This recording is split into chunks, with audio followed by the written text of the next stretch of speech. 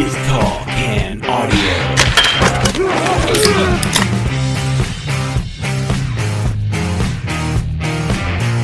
Away we go on another week of the Talk and Audio podcast. What's going on, everybody? Welcome back inside the TCA studio.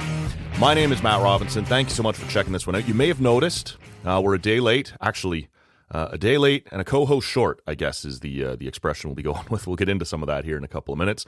Appreciate you checking this one out. We are on social media at Talk and Audio. Hope you'll follow along there. And those of you who do, whether it be on Twitter, Instagram, wherever you might be, you found out already why there wasn't a Monday morning show this week. We did try our best to keep you informed, but of course, no Monday morning show. I spent Sunday down in Oshawa, and for those of you longtime listeners know that's my hometown. That's where I grew up, so lots of friends and family still around down there. And was invited out to a birthday party for a pretty cool little guy. Turned 1 year old, and man, pretty big deal. They'd rented out a hall. It was like 60, 70 people there. I'm pretty sure didn't do that for my first birthday party. Maybe just didn't have as many people who wanted to come as this little guy did. So that was a lot of fun, and got to catch up with some old friends down there and be a part of that. I do think I did a birthday at Chuck E. Cheese once. Maybe had 6 or 8 kids at that one, so that was kind of cool. Just had a 40th birthday party over at the Nita Beer Company back in June for myself, and I can tell you 60 or 70 people did not make it to that. So that was really cool. And then since I was down there anyway, went back over to the Oshawa Generals game, and they were taking on the North Bay Battalion. Didn't go particularly well as they kind of got their clock cleaned, but that was fun. And honestly, that's the first, I don't know how you'd categorize it. I guess you'd say first indoor sporting event I've been to since the pandemic. And the last one was also down at Tribute Community Center in Oshawa. Went to the Gens game late February 2020 with my cousin Brandon, and we checked that out. Had a couple of, we were reliving this when we were talking, because I went to this game with him as well. After that, went to one of my favorite old bars when I was in Oshawa, and it's just, you know, kind of a nothing pub. There's nothing really special about it other than it was close to home and always liked it, and my dad had gone there, my grandfather had gone there, so I came by it honestly. It was called the Waltzing Weasel. So we went to that 6 o'clock game in Oshawa back in February of 2020. And then since I hadn't been to town very often, we stopped at the Weasel on the way back up north towards my cousin's place, and had a beer and, a little dinner. But the problem was I was not the driver, of course. My cousin was doing the driver, so I'd had a beer or two more than he had while we were at the hockey game. And then we stopped at the Waltzing Weasel, and I had probably another beer or two more than he did there. And then on the drive home, we were driving through this blizzard, so it was slow going the whole way. It was snowing like hell. About an hour drive, we were headed up north towards Lindsay. And he, because of the weather, I guess, or just likes it a little warmer than I do, he had the heat cranked in his truck. And so I'm like 6-8 beers deep, and the heat's just cranked, and we're going slow, and it's getting late. It was all I could do to stay awake. That was just head bobbing all the way back up Simcoe Street towards Lindsay, and doing my best to stay awake and be a good passenger. But he didn't make it too easy. No such problems for this one. We took her easy, but it was a fun night checking out the Jennies, and like I said, this birthday party. And that obviously left me out of studio. Rob wasn't around either, so it's not like even had I hung around town, we would have had him in studio. But normally we'd have got something else going for you for Monday morning. But that's what kept me busy on Sunday, and so we didn't get the show out, and that's unusual. Normally we like to be there on Monday morning, as you guys know. So we do apologize for that. But the rest of the week, it's going to be pretty busy around here. I'm pretty excited about that. We got some really good guests going here, coming up here. I'll get into that in just a second. First, I should say, we're sipping on a beer here that my parents had brought for me at Thanksgiving. This is from the Bob Cajun Brewing Company, and it is the pumpkin spice latte. And so, it's fall. These beers start to roll out, and I'm sort of hit and miss on them. I don't mind them. I know some people just straight up object to anything pumpkin spice. I know some people lose their goddamn mind and go crazy for anything pumpkin spice. I'm sort of in the middle. If you make it well, if it's a good beer, I'm into it. If not, that's fine too. And so I've had a couple of these here since Thanksgiving, and this one is He's treating me pretty nicely today. I mentioned we got some great guests coming up this week. One of them will absolutely not join me in a pumpkin spice latte ale, and that's our pal Michaela Schreider, who has said to me numerous times, and said it quite confidently, that she thinks pumpkin spice beers taste like candle. And she says it with conviction, and so I do feel like when she's in here, I'm going to have to ask her how she's so confident in what a candle tastes like, how she knows what that's all about. Maybe got into something she shouldn't have as a kid, or I don't know. We'll ask Schreids about that. She's going to be in studio on Tuesday afternoon, so we'll probably drop that episode for you on Wednesday morning. You can look for Schreids to be on the podcast. And then later in the week, on Thursday afternoon, our buddy Steve Bunda is going to be back in here, and we've got some beers to give him. If you recall, a few weeks back, maybe a little bit more than that, our friend Angela Thompson from the Lake of Bays Brewing Company was in, had some new beers for us to try, and she left a couple behind that were specifically for Steve Bunda, and we're going to pay that off here. He had mentioned on the show he likes their stuff and had enjoyed Angela's appearance on the podcast, and so she was nice enough to bring him a couple of beers. So when he comes in, we'll give those to him. We'll see if that's what he's going to try on the podcast. We'll get into whatever's in the news that day, sporting-wise, but we will touch on this weekend's UFC 294 card. It is absolutely stacked, and honestly, there's been a couple of injuries and guys have to pull out that have actually made this card better. The fights that they have replaced the original fights with are going to be incredible. So you're going to see this weekend, you're going to see Alex Volkanovski, you're going to see Hamzat Chimaev, you're going to see Islam Makhachev, you're going to see Kamaru Usman.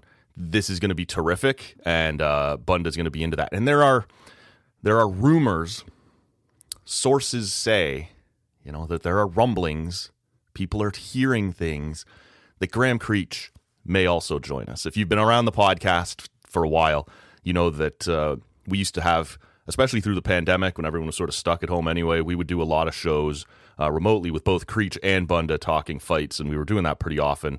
As everybody's schedule opened back up, and you were back to work and schedules were a little bit different, it's been hard to get Creech in here. I think he's going to make it. I'm not promising it yet. He's got to see what the big boss has in mind for him, right? He might have to be down at Sens practice or something while we're recording, but he's going to try and make it in for that as well. But if not, it'll still be Bunda for sure, and we're pulling him away from his annual. He goes like month, 6 weeks of watching a horror movie every night leading up to Halloween. So we're pulling him away from that, but that'll be fun as well. So it's going to be a good week coming up around here. And again, rumblings, sources say, people are hearing. Lever Sage will also be back here in the next couple of days. So lots of great stuff coming up. I hope you guys will stick around and join us for all of that.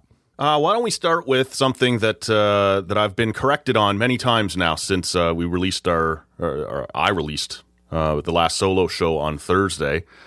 Many times. You guys have corrected me many times. Couple mistakes. The first small one, and you knew what I meant, but fair enough.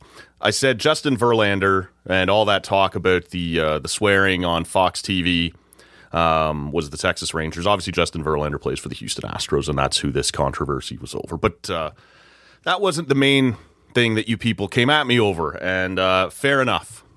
I mentioned when I was talking about that, right, about Fox being in the locker room after Houston had won the game and all the swearing that was going on during the party, and people were ripping Fox, and Fox was upset about how much swearing there was, and I just kind of said, get over it. If you're going to be there at the party, then this is what's going to happen, and either put it on delay or give yourselves time to edit it, or just don't be in there. But you don't get to complain about these guys swearing on national television during their celebration. You don't need to be in there live. That's a choice that the network made, and so screw them. And during my comments about that, I referenced Kevin Gosman's tweet, where he said that it was ridiculous that players needed to watch what they said in their own clubhouse. And I, mistakenly, attributed that to this Houston Astros story. But something else had happened the night before that just wasn't as much on my radar, and it turns out that was what Kevin Gosman was referring to. Now, everything I said, all the rest of that noise still happened around the Houston Astros and Fox TV and all the swearing and everything, so I still stand by everything I said on that. But the Kevin Gosman tweet was in reference to something that had happened in the Phillies and Atlanta Braves series. And that, of course, most of you, if you've been following this story at all, and obviously enough of you have, since many of you took the time to send me your comments about how wrong I was. This is the story of the end of, I believe it was Game 2, where Atlanta beats Philadelphia, and it's with Bryce Harper getting doubled off to end the game.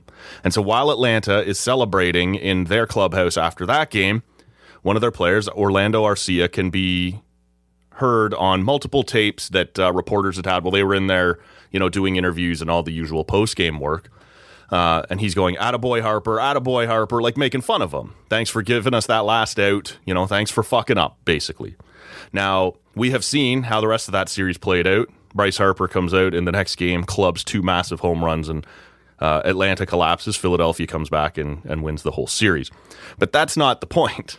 I just want to correct myself, and that Kevin Gausman was tweeting about that having gotten out of the Atlanta clubhouse, that reporters came out and talked about the fact that Orlando Arcia was saying this. And the Braves themselves and some reporters and some fans, there's sort of a split opinion on this, that Arcia wasn't being interviewed in that moment. He was celebrating and the media was allowed in there. And so this was seen and taken out and reported on. And his opinion, and some other people's opinion, was that wasn't cool because you weren't talking to me. This wasn't an interview. I wasn't on the record. Reporters and journalists will tell you that unless you explicitly say we're off the record and the reporter themselves agrees to those terms, nothing is off the record. They are in the locker room and they are reporting on what they are seeing. And so if you're going to be jumping around and yelling like that while there's cameras and recorders and microphones and reporters all in the clubhouse, it's fair game for me to report on that. And so it's a bit of a sticky wicket, right? And you could, I guess, call me a bit of a hypocrite because I think there's some validity to that. I just finished saying about the Houston thing with swearing on TV. You don't have to let them in the clubhouse for your party.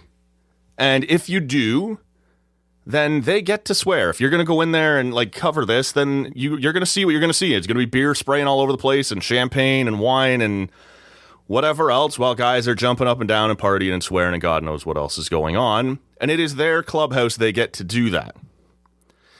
But that's a celebration, right? That's a party. It feels different to me than something that is going to happen after every game when reporters are coming in.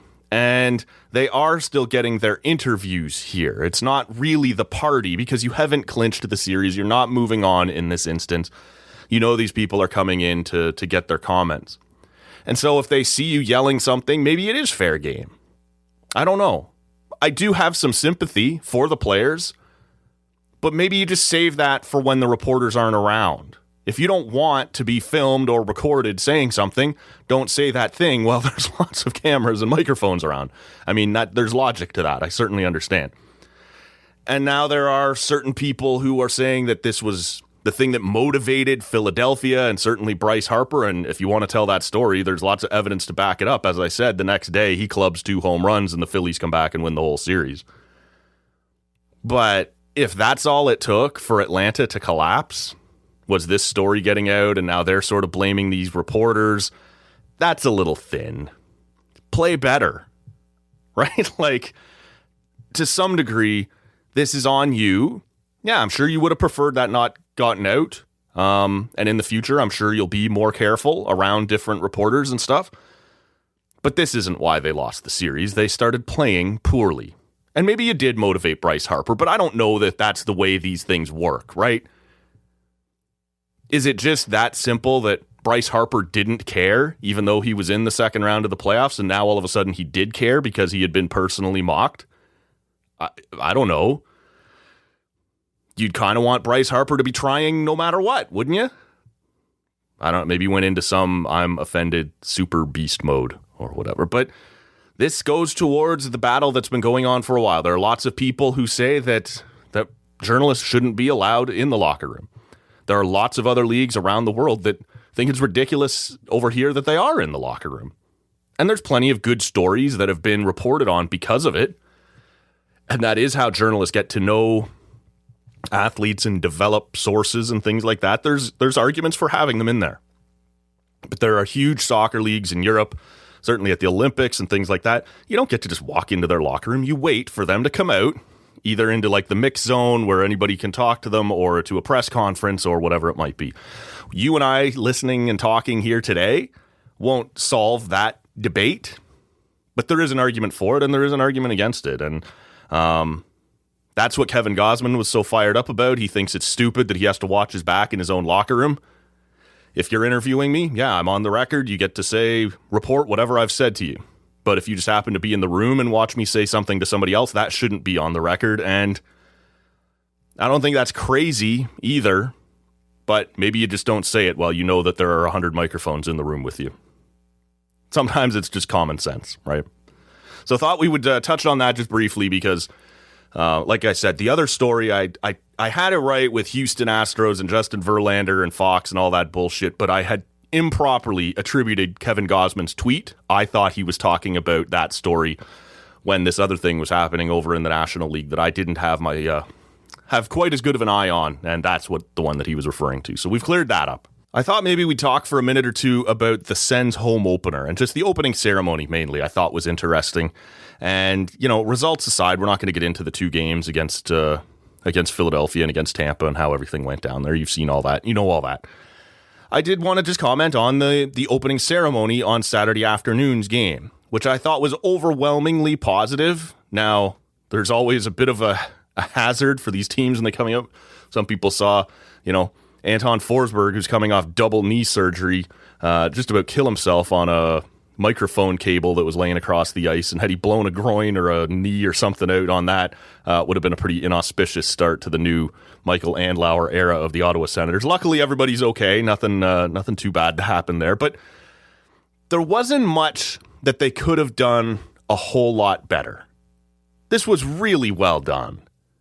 You got Daniel Alfredsson there, who late last week we saw take the ice in sort of a coaching role, and there had been all sorts of talk that once Andlauer took over and the new management was in place, that Daniel Alfredsson would come in and would be a part of this, but we didn't know exactly what the title would be. We still don't, I guess, other than the fact he will be working in player development and sort of between player development and coaching. So you're going to see him around a lot in those sorts of areas. So he's back, and they include him in the opening ceremony. They celebrate Claude Giroux getting to 1,000 points at the end of last season. Alfie's there to be a part of that and getting him the silver stick with Giroux's family, which was a pretty cool moment. They have Lyndon Sluage come back and do the national anthem, who is, incredibly popular, a legend, sang the anthems for a very long time for the Senators. And so that was a nice touch. I don't know if that's going to be a new regular thing, if he's going to be back more often, or if this was a one-off for the home opener and kind of something special for the fans who were there. I'm not sure yet how that's all going to play out, but very nice touch to have him there. When they do the ceremonial puck drop, they bring out Michael Andlauer, and he's announced as the guy who's going to do it, but they sort of have the history of the ownership there, previous owners of the team, kind of painting this, what would you call it, lineage, I guess. And some of these owners were more successful than others, but to kind of paint the picture that this thing is in good hands now and is stable, but still honoring those people who have come before and kept the franchise in Ottawa or brought the franchise to Ottawa, whatever it might be. So that was an interesting touch as well, and just overwhelmingly positive. And this group hasn't missed much, right? And when I say that, we talked when they unveiled Michael Andlauer a few weeks ago, that press conference couldn't have gone much better. The way he introduced himself, the way he reached out to Gatineau, the way he commented on the possibility of a new arena without making any crazy grandiose promises. It seemed like he was being honest with the fan base. As I said, sort of speaking fluent French. Just everything about it had gone really well. They don't wait very long. They go out and bring in Steve Staios to be the new president of hockey operations. Everyone... we'll see how that goes. So far, it's fine, but he hasn't really had time to do much. This is a guy who we all know is very close with Michael Andlauer, and Michael Andlauer wanted to bring but he's never served at this level before. President of a National Hockey League organization. He's worked in NHL front offices before. He's worked in junior hockey before at a high level. He's never had to do this before. So we can't yet just assume he's going to be a perfect fit. But the job of bringing him in and installing him and letting him answer questions, I mean, that all went very smoothly. And now this opening ceremony went very smoothly as well, I thought. And so it was a nice job. But the one little, I wouldn't even call it an issue. That's too strong. And I guess it depends who you are. The thing I thought was interesting was a couple different times throughout the game was the crowd trying to get that "We Want Pinto" chant going, right? At the time, he's still unsigned, and they don't know when he's going to be back, and they got to make a trade to clear cap space for him. And don't get me wrong, as far as the fan base goes, I thought it was awesome. They should be demanding that. It's stupid that they haven't gotten this done yet, that Pierre Dorion has boxed himself in on this and hasn't been able to get out of it. The fans have every single right to say, and I don't think it was done in anger. It was a bit of a party vibe going on around the Canadian Tire Centre on Saturday afternoon. The great opening ceremony, the Sens are winning and running the Flyers out of town. You know, it was a fun vibe. So I don't think this was like a demanding, angry, hey, we want Pinto. This is awesome. We love this, and we know we got a big piece still coming. Get it done. We want this guy here now. And frankly, not an unreasonable request. And they should want him here based on, you know, the center depth issues they were having with the Norris injury and of course, Pinto not being there. So largely fine. Thought it was cool of the fans to be that engaged and say, yeah, we love what we've got here, but we want that other piece here right now. Thought that was cool. But maybe not everybody was loving it. Maybe there was a couple of people in the building who didn't think it was quite as fun, those "We Want Pinto" chants. And the first one might be Pierre Dorion, who no doubt also wants Shane Pinto. We don't know at this point exactly where those negotiations are at. It doesn't seem like there's a deal in mind and we're just waiting for the trade. It does seem like they're still sort of working on those negotiations and, you know, we'll see what all of that looks like and how that's going to play out. But that's an uncomfortable moment for Pierre Dorion. 20,000 people all chanting, all excited, all telling you, we want Pinto. And the players on the team want Shane Pinto, or at least most of them do. The fans want Shane Pinto. And Pierre Dorion, with his boss, or frankly, two new bosses in the building. I don't know if they were in the box with him at any of the time that these chants were going up throughout the weekend, but there's not a hole big enough for Pierre Dorion to crawl into if Steve Staios and Michael Andlauer are standing over his shoulder, standing behind him going, you know, we kind of want Shane Pinto too. You going to take care of that? You going to do anything about that? Because, you know, this has been carrying on for a while. We wouldn't mind having what would right now be our number 2 center, Shane Pinto here. Of course, when Josh Norris gets back in the lineup, he will be the number 3 center.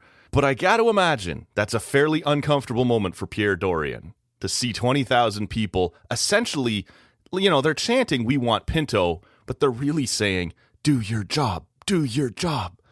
So probably a rather uncomfortable moment with the new boss in the house. Everything's going great. Everyone's excited.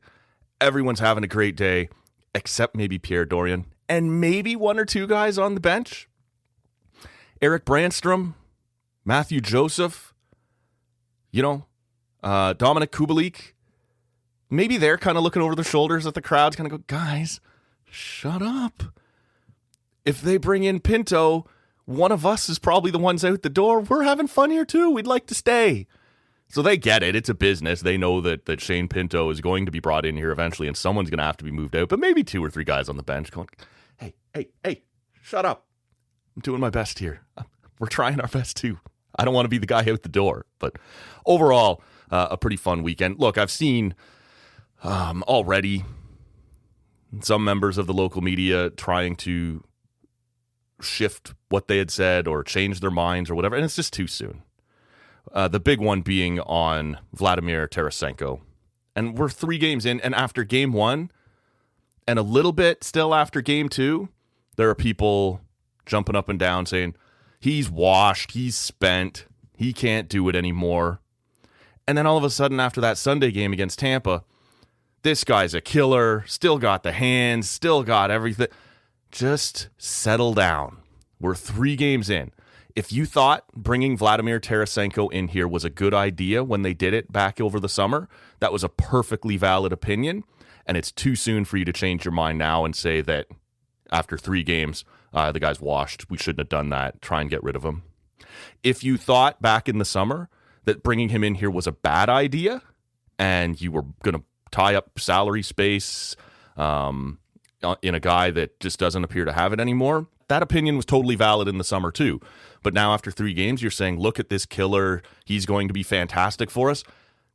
It's too early. It's 3 games. Some guys pop off and have a great weekend. Like I said, whatever you thought of it, you should probably still think of it now. We haven't seen enough to say that this guy's going to be a bust or that this guy's going to be a killer. Let's all just pump the brakes and stop playing the old bobbleheads where you just go back and forth and whatever happened tonight is the real thing. That's the thing that's going to happen all year. Chill. I wanted to touch a little bit on something that Elliot Friedman said on his 32 Thoughts segment on the first hockey night in Canada of the year back on Saturday night. And it's just some rumblings here, I guess, that he's hearing about possible changes to the NHL draft. And I guess the idea would be to make this look a little more like the NFL draft. Most of your prospects would be in the house, like in the building that you're having this thing, but the teams might still be back in their cities, and you wouldn't do the big walk up on stage, meet the GM, get the jersey, all of this stuff. It would look a little more like the NBA or the NFL drafts. And look, nothing's been confirmed yet, but apparently this stems from last year, how tight the draft was to the opening of free agency.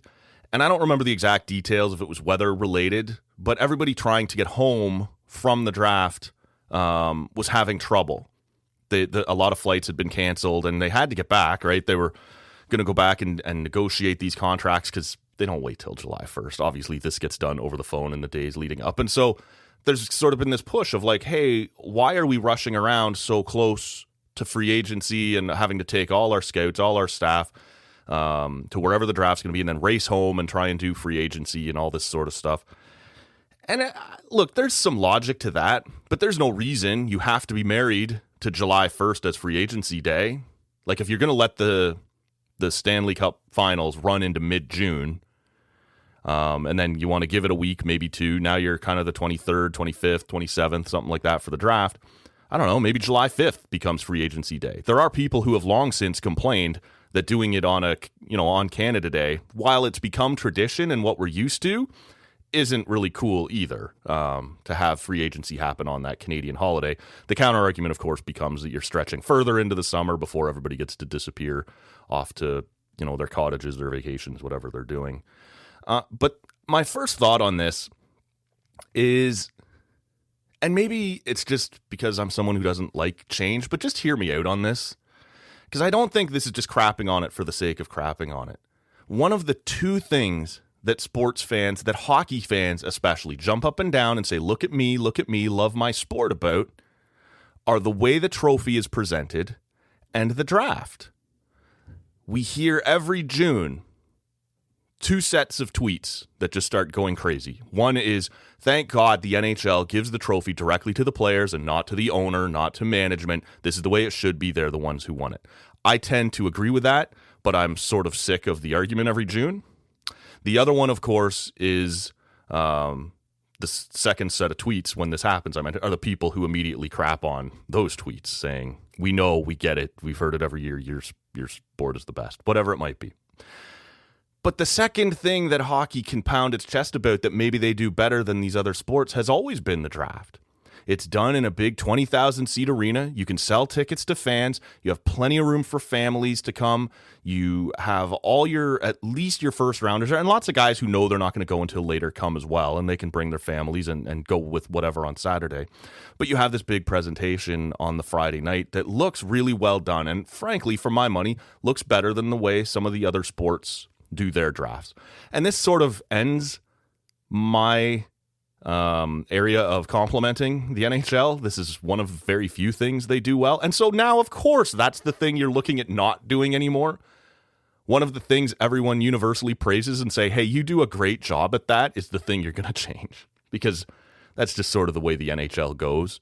And it's not to say they can't be better with the draft. It does take too long, that first round. But there's so much dead space in between, right? The guy walks up and he gets his jersey, then he's going to go do an interview here, and then he's going to go be on Sportsnet over here.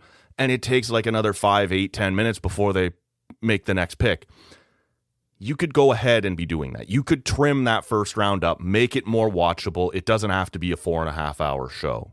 So I'm not saying they can't fix it, but I am saying I don't think this is one of those things that you go back to the drawing board on. You do it pretty well. People like the way this runs. They like to have the kid walk up on stage. He gets the jersey. We could maybe ditch I want to say thank you to so-and-so for hosting. We want to say hey to so-and-so back at the pub in our official watch party. All of that can go. We can tighten this up a bit. But that doesn't mean you just go, well, the NFL and the NBA do it this way and we don't want to travel, so fuck it. We're throwing away our very successful draft format to go to something else. I don't think that's necessary. Friedman seems to think that not only has this idea been floated, but that it is gaining traction. And so it's entirely possible, maybe not this year, but that we do start to see this in the future. But I think it would be a mistake. The NHL does their draft pretty well. So don't throw the baby out with the bathwater, right? Just sort of reel it in, get it under control, and stick with what you do well. But if all these guys have just decided, I don't feel like flying the week before free agency out to here, and we're bringing all our scouts and we're bringing all our people and our PR, all of it, then ultimately that's what's going to win the day. But I think it would be a mistake. The Leafs, before we get out of here, I don't even really want to get into it. All the storylines around the Leafs thus far are stupid. I just don't even want to be bothered. I see your questions, though. I see your comments looking for me to react. And honestly, the team's just not playing very good. But if you want to talk about the two things that everybody's been talking about the most, I guess the first one is the goal song. And you guys know how I feel about this. It's been way overplayed. I thought that the thing with Hall & Oates was fine. Not necessarily great, but I liked that it was different. It wasn't the same old 1998 jock jams bullshit that half the league is doing. And so I don't know how bad I really want to get into it again. I think it's been way overplayed. They started out with last Wednesday. Everyone was talking about, first of all, and I've done this 100 times, but everybody freaked out in the preseason. They haven't changed it again. They didn't change the goal song again. They were never, even if they were changing the goal song, they were never going to show it to you in the preseason. Everything gets unveiled on opening night. I don't know how many times we have to go over this.